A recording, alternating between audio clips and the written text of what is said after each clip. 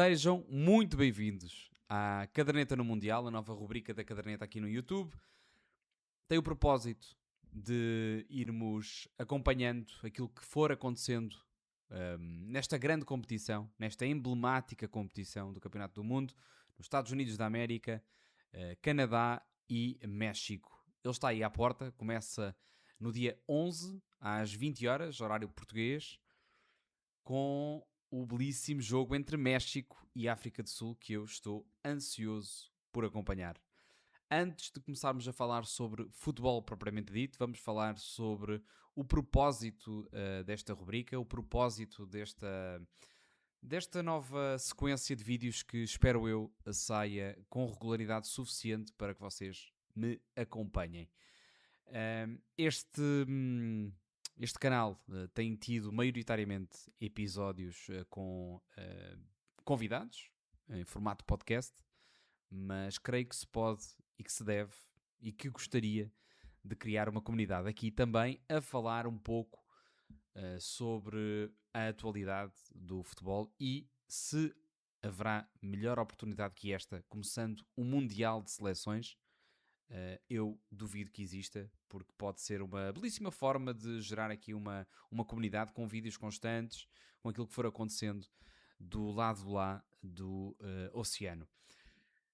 Por isso, eu ainda não sei bem como comportar em frente à câmara, ainda não sei bem como falar com esta câmara apontada para mim e com este espelho virado para mim, mas conto com o vosso feedback também para perceber que tipo de assuntos, que tipo de análises, o que é que poderá sair daqui da caderneta no Mundial.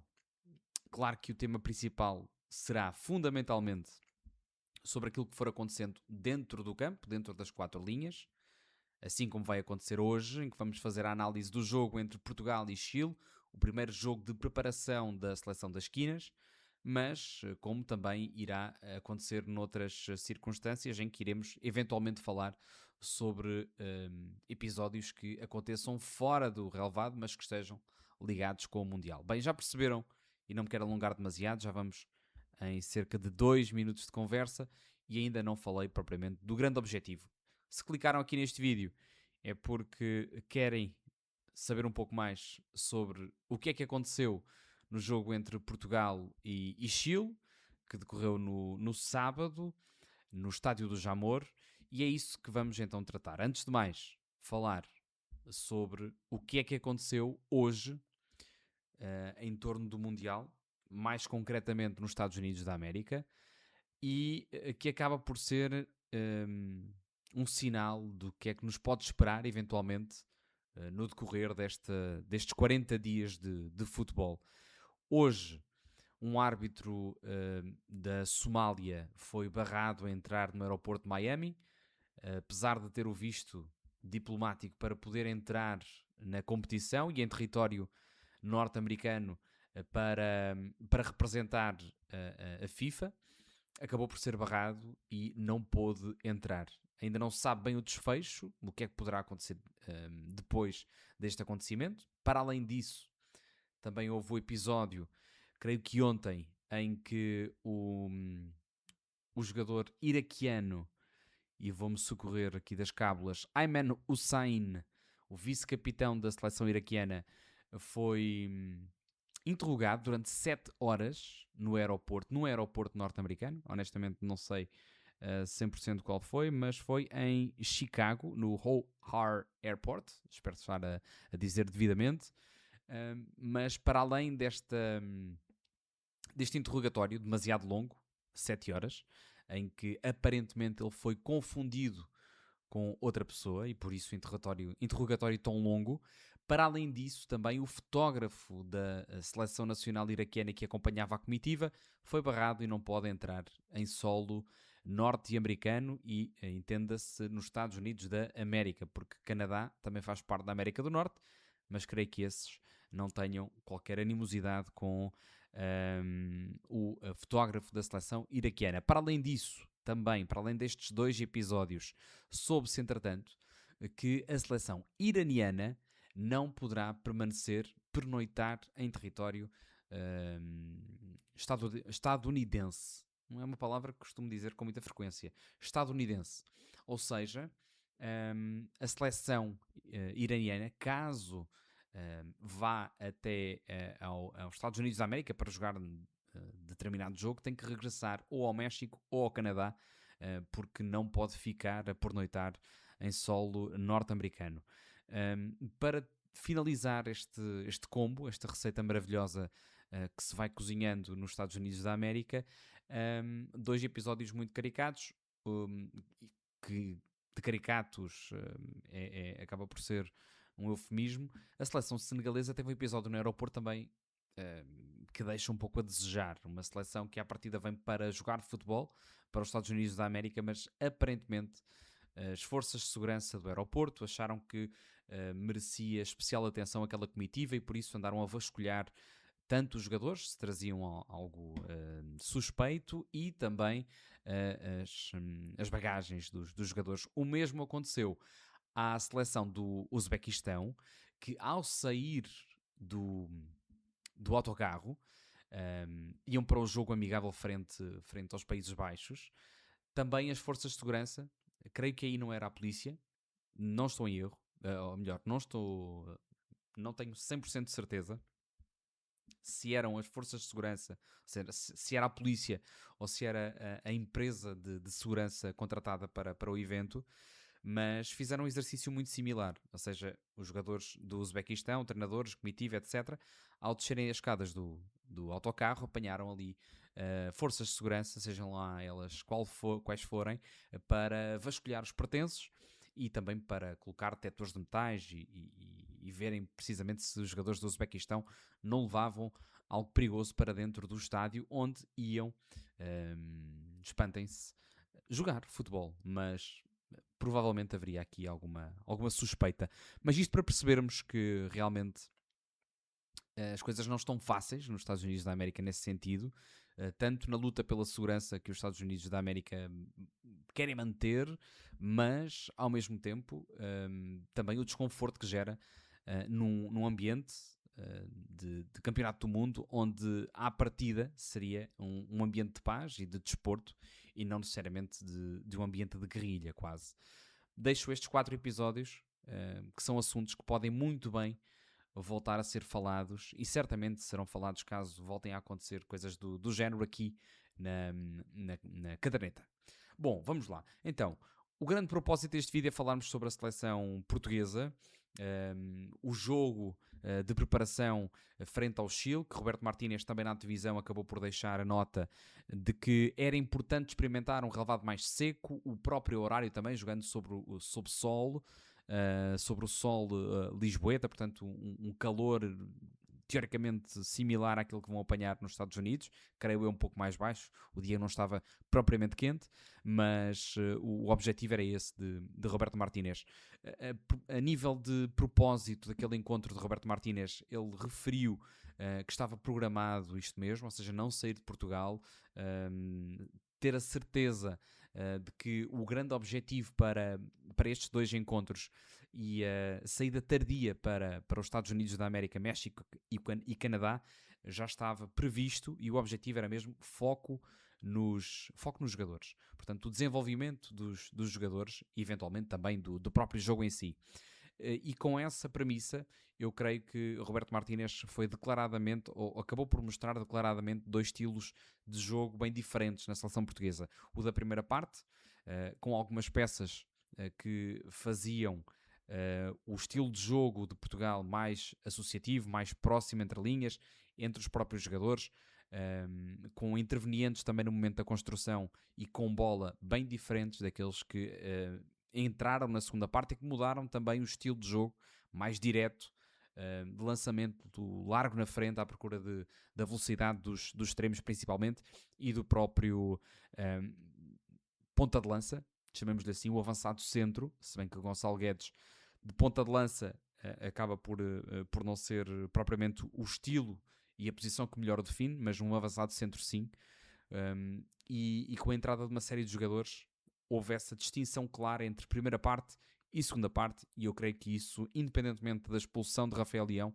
já estava previsto e já era suposto acontecer daquela maneira, ou seja, mudar os jogadores, mudando também a própria estratégia.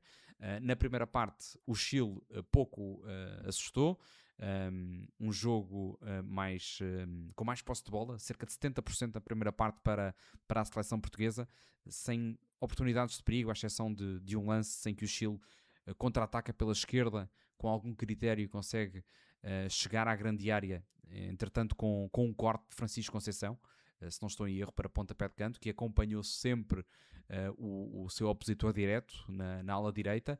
De resto, foi uma seleção chilena reduzida a ações defensivas. A seleção portuguesa a tentar esticar o acordeão, ou seja, a puxar as linhas do Chile tanto na largura como na profundidade. Na profundidade teve uma ou outra oportunidade em que o conseguiu fazer, um bom gesto técnico de Cristiano Ronaldo, por exemplo, para a chegada de Rafael Leão, que no desenrolar da jogada acaba por acertar com a bola no poste. De resto, fundamentalmente através de largura, ou seja, o jogo de Portugal era à procura do lado direito, voltava para o lado esquerdo, transições relativamente rápidas, à procura de encontrar espaços nas linhas. Mas já lá vamos, vou fazer uma análise individual e depois tentar tirar conclusões, tendo em conta este preâmbulo que acabei de dizer. O José Sá não tem grandes momentos para se mostrar, ainda que num lance com os pés acabou por deixar um pouco a desejar. Rubén Dias acaba por resolver, reagindo bem à perda, se bem que Rubén Dias ia fazendo o movimento para sair da grande área e José Sá antecipa-se e entrega-lhe a bola e poderia ter de facto criado perigo num lance praticamente que seria uma oferta para o Chile. Portanto, o José Sá fica marcado um pouco por esse lance, porque outro tipo de lances não teve oportunidade para se mostrar. Relativamente aos centrais, Nelson Semedo na direita, João Cancelo na esquerda, já deu para perceber que este lote diverso de laterais vai privilegiar isto mesmo, uma flexibilidade gigante a nível tático e a nível de processos com os laterais, e dependendo dos laterais que estão a jogar. Nelson Semedo jogando na direita, João Cancelo jogando na esquerda. João Cancelo claramente mais capaz a nível ofensivo. Recordo que a nível defensivo, e reforço aquilo que disse, a nível defensivo não tiveram muito trabalho, mas e quanto a mim, João Cancelo peca maioritariamente nesse aspecto, mas não teve muito trabalho nesse sentido a nível defensivo, e ofensivo esteve bem. Lembro-me de alguns lances de imensa qualidade na primeira parte, e continuo a dizê-lo na primeira parte. Relativamente aos centrais, só deixar a nota que acho que parece-me tornar-se cada vez mais evidente no jogo de Roberto Martínez, em que os responsáveis pelos corredores serão os extremos, ou seja, serão os extremos bem colados na linha, a dar largura e a receber a bola, e quem joga mais por dentro serão os laterais, pela meia direita, pela meia esquerda, procurando o jogo interior. E eu creio que aqui ganham pontos Diogo Dalot, João Cancelo e Nuno Mendes também. Se bem que com o Nuno Mendes estou curioso para perceber, porque é claramente um jogador de corredor, se terá o mesmo papel. De qualquer das maneiras, com Nelson Semedo, com Diogo Dalot ou com João Cancelo fará todo o sentido, principalmente com Cancelo e Dalot. Relativamente aos centrais, Renato Veiga com algumas dificuldades na saída, alguma demora na saída, creio também que ainda lhe falta alguma confiança para a antecipação, coisa que é importante, já que depois quando é jogador de recuo, nos apoios, a voltar para trás, a voltar para a sua área, com a progressão do adversário, creio que também tem ali algumas dificuldades. A mim parece-me, sinceramente, que seja uma questão de confiança, para não errar, principalmente é a sua preocupação neste momento. E se tiver eventualmente a titularidade, vamos ver. Honestamente, fica aqui uma vaga em aberto de quem será o central do lado de Rubén Dias, mas Renato Veiga parece-me a mim que precisa de facto de minutos para ganhar confiança. Rubén Dias deixou-me belíssimas impressões, creio que no duelo 1 para 1 ganhou todos, no jogo corrido e também jogo aéreo. O Rubén Dias que esteve bem, jogou 86 minutos e quanto a mim é uma boa notícia, porque é um jogador que esteve muito tempo lesionado, poderia não vir nas melhores condições, mas deu uma sensação que sim, que estaria. Vamos para o meio campo, que para mim também foi um momento interessante apreciar durante a primeira parte. Samu Costa esteve a nível defensivo, funcionava ali como trinco, podemos dizer. Foi muito inteligente em alguns duelos físicos, com bola no ar, em que se percebia que ele ia duelar de cabeça, ele ganhava muitas vezes a falta. Assim, de repente, lembro-me de 3 lances em que o fez, e são faltas importantes, são faltas inteligentes. Samu Costa a revelar também essa capacidade de ser astuto, de ser maduro. No momento de construção, aí sim foi o momento mais interessante da seleção portuguesa, com Bernardo Silva a vir buscar jogo junto aos centrais e organizar toda a equipa. Era ele quem pegava no jogo maioritariamente, Bruno Fernandes um pouco mais próximo a fazer diagonais, mas não exclusivamente. Samu Costa também teve esses momentos, fez cerca de 2 movimentos muito interessantes, um deles após carrinho de Vicente Pizarro, que fez um carrinho quando a bola praticamente chegava ao pé direito de Samu Costa, e ele estava dentro da grande área. Samu Costa, quanto a mim, foi um jogador interessante nesse sentido, pela polivalência, e creio que será muito, muito, muito importante para Portugal. Eu honestamente não vi muitos jogos de Samu Costa, não tenho grande opinião sobre ele, mas à medida que vou acompanhando, parece uma boa decisão.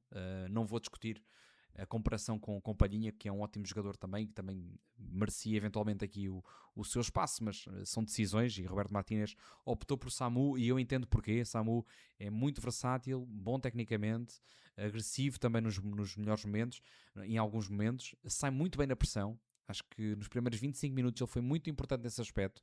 Nas primeiras recuperações de bola, na recuperação à perda, Samu Costa estava sempre muito próximo para reagir e para roubar, ou eventualmente matar a jogada.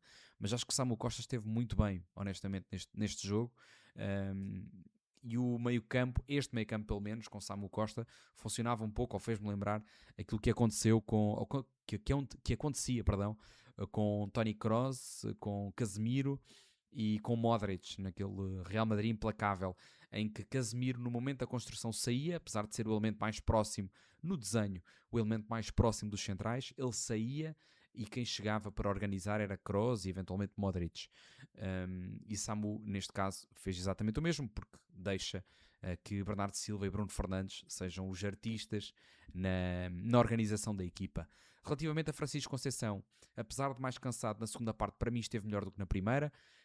Na primeira parte o jogo passou muito mais pelo corredor esquerdo, algo curioso, mas creio também que do lado esquerdo da defesa chilena estavam jogadores mais experientes, Maripán e Suazo, do lado direito jogadores mais jovens, o lateral direito com 19, creio, e o central também com 19, 20 anos, o jogador do Atlético Mineiro, mas o que foi expulso, exatamente, Ivan Roman, e creio que também tentou apanhar um pouco essa inexperiência do lado direito defensivo do Chile e se calhar um lado mais coeso do lado esquerdo, em que não houve muito espaço para Francisco Conceição, mas Francisco Conceição esteve efetivamente bem no jogo, apesar de cansado. Ele jogou até ao minuto 75. Eu já comecei a perceber alguns sinais de cansaço, dar a nota também que eu estive lá no Jamor a fazer a narração para a AD Sports, e por isso ia-me apercebendo alguns momentos mesmo que às vezes na televisão não tínhamos essa possibilidade, pela diferença de planos. No estádio deu para perceber que Francisco Conceição estava-se a agarrar às pernas, aos joelhos, uma série de vezes, e eu creio que era exatamente esse cansaço que o ia marcando. Mas esteve bem na segunda parte, e acho que honestamente pode perfilar muito bem com, por exemplo, Pedro Neto, dois jogadores agressivos a nível ofensivo e a nível defensivo também muito contributivos, por isso acho que podem ser duas boas escolhas para os corredores. Até porque Rafael Leão, na minha opinião, e eu disse-o na minha caderneta no Instagram, disse que Rafael Leão, para além de perder de alguma maneira pontos por ter sido expulso e por revelar algum eventual desequilíbrio emocional naquele momento, creio que não seja isso, faz parte do jogo, acontece, se bem que, claro, é preciso ter a atenção para não prejudicar a equipa, e foi o que acabou por fazer. Um jogo a contar seria dramático, naturalmente, para Rafael Leão, mas o que Rafael Leão perdeu essencialmente foram minutos para se mostrar e para mostrar a Roberto Martínez que merecia de facto a titularidade no corredor. Rafael Leão esteve sempre neste limbo durante uma série de anos sobre se efetivamente merece a titularidade ou não na seleção portuguesa, apesar do seu talento. Este ano, Rafael Leão não esteve tão bem durante a temporada, teve mais lesões, não foi tão determinante no AC Milan, e eu creio que ele precisava de facto de mostrar algo mais a Roberto Martínez. Terá, claro, as sessões de treino para o fazer, mas creio que este jogo teria sido determinante para Rafael Leão, que perde, claro, caso não saísse logo ao intervalo, creio que perdeu ali algum tempo para acrescentar ainda mais. Fica na cabeça aquele lance em que remata ao poste. Relativamente a estes extremos, e falo neste momento de Rafael Leão, ou falo neste assunto quando falo de Rafael Leão, porque me pareceu excessivo na primeira parte a tendência para cruzamentos por parte da seleção portuguesa. Jogando com os laterais por dentro, poderiam criar outro tipo de lances associativos, com o extremo a combinar com o lateral a chegar um pouco mais na frente, em ruptura, coisa que aconteceu muito pouco. E o que acontecia era chegar a bola a Francisco Conceição ou a Rafael Leão e tirarem cruzamento para a área. E quando isso acontecia, o cruzamento era demasiado largo, parecia que não estava bem calibrado aquele momento de decisão, o momento do gesto técnico em si. Com isto quer dizer que ou efetivamente será uma questão de calibrar a ferramenta, de calibrar a melhor forma de colocar o cruzamento dentro da grande área, ou então não fará sim tanto sentido fazer cruzamentos com um extremo esquerdo sendo destro, ganhando a linha, cruzar de pé esquerdo. Se quiser voltar para dentro, perde tempo, perde o timing.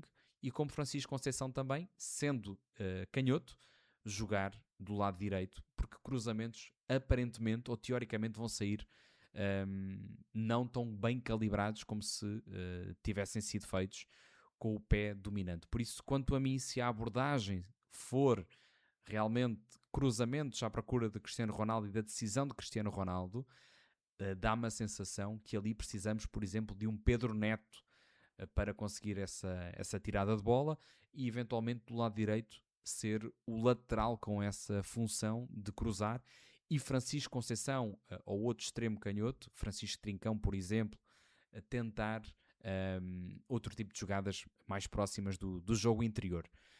Ficou-me essa indecisão e deixou-me essa dúvida se realmente seria o estilo de jogo que Roberto Martínez quer implementar, o cruzamento para a procura de Ronaldo, ou se terá sido uma circunstância do próprio jogo e que a decisão tenha sido essa, apesar de não ser a intenção do treinador. Fica a dúvida. Sobre Cristiano Ronaldo, um jogo em que teve um ou outro momento de apoio em que funcionou bem.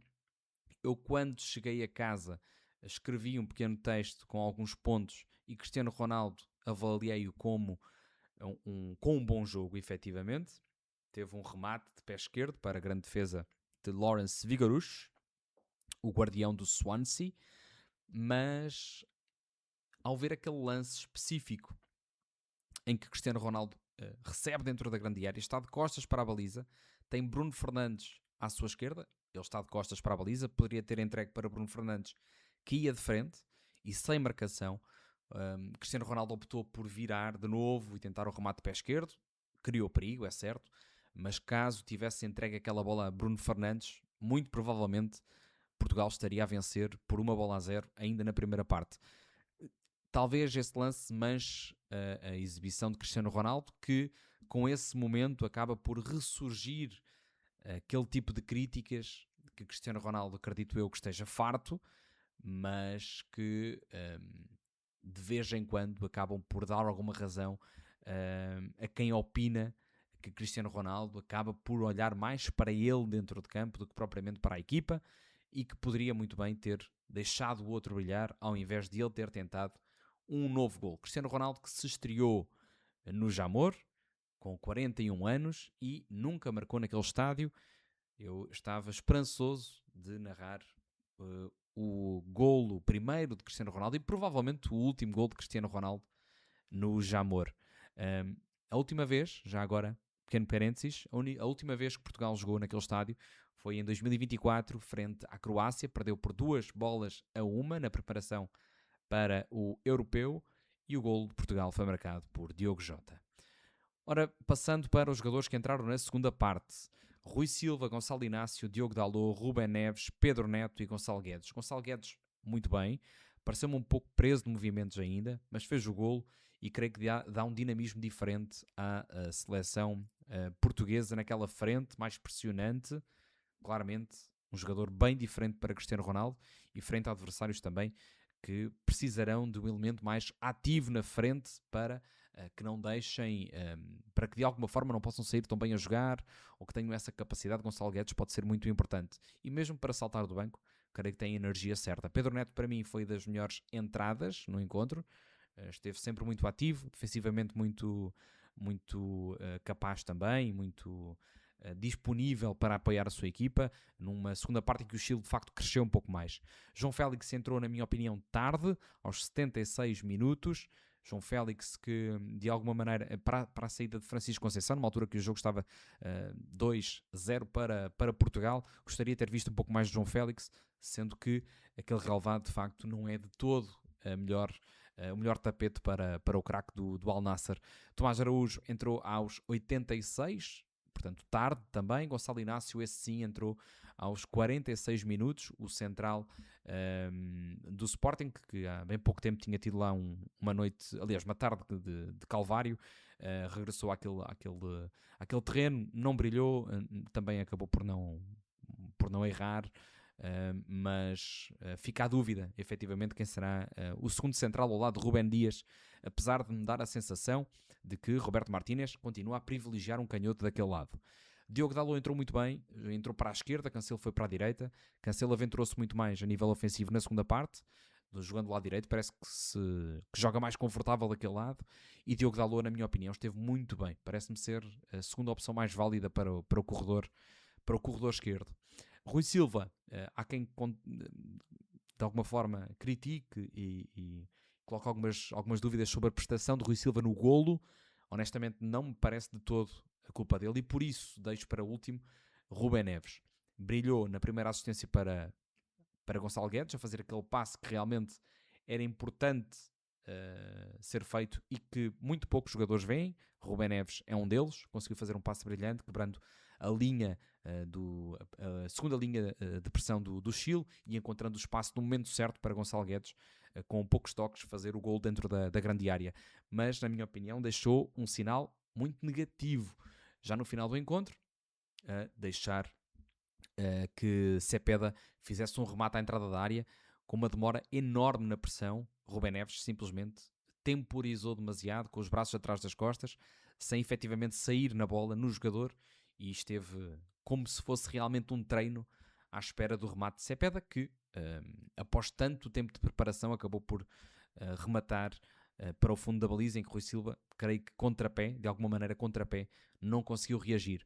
Mas, sinceramente, atribuo todas as culpas a Rubén Neves nesse momento e acho, honestamente, que não é um lance que agrade nenhum treinador. Roberto Martínez deverá ter ficado furioso.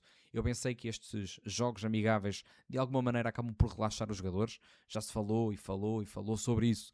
Os jogadores estão, de alguma maneira, com alguma cautela para não se lesionar, para aguentarem a energia, para usar também estes amigáveis como preparação de ritmo, mais propriamente do que outra coisa, mas alguns sinais que deixam dentro de campo podem efetivamente deixar marcas na memória de quem os seleciona, e eu creio que Rubén Neves aqui não esteve de todo bem, apesar de, no jogo de construção, é um jogador que dá ferramentas, dá um estilo de jogo muito diferente do resto do meio campo, com passos longos, a lançar jogadores rápidos como nós.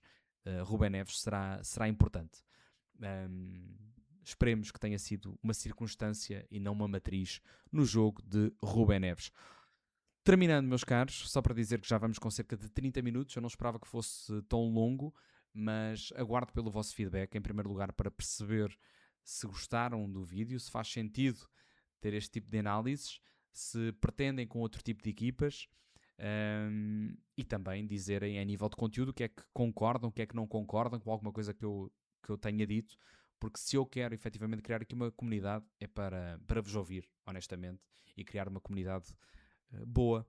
Por isso, sigam o canal, deixem o like para que outras pessoas se possam juntar a esta rubrica da caderneta. Agradecer-vos, dizendo que na quarta-feira Portugal vai jogar frente à Nigéria, em Leiria. Eu não estarei no estádio, mas vou acompanhar o jogo para que possa vir no final, vir aqui gravar um novo episódio e para que vocês possam acompanhar. Obrigado pela companhia, Obrigado pelo carinho e por estarem desse lado. Contem com a Caderneta no Mundial. Vamos estar por aí. Bem-vindos à Caderneta no YouTube.